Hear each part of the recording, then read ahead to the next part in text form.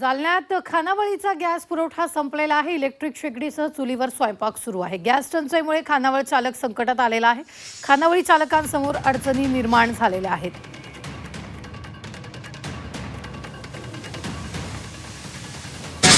Per day 100 ते 150 200 माणसं जेवण करते, पण त्यांना तेवढं जे गॅस पहिले कमर्शियल उपलब्ध होत होता, आता कमर्शियल गव्हर्नमेंटने बंद केलेला आहे।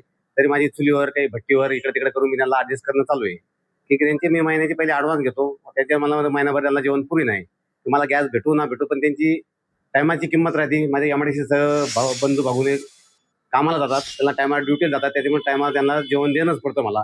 गॅस नसल्यामुळे आमच्या भट्ट्या बंद पडलेल्या आहे, तरी सरकारने आम्हाला गॅस देण्यात यावे। आमच्याकडे मेस वगैरे आहे, महिन्यावरील लोक आहे, ड्युटीला जाणारे लोक आहे, त्यांना जायला उशीर होतो डबे त्यांचे, त्यामुळे आम्हाला खूप त्रास होत आहे, तरी आम्हाला गॅस भेटण्यात यावे।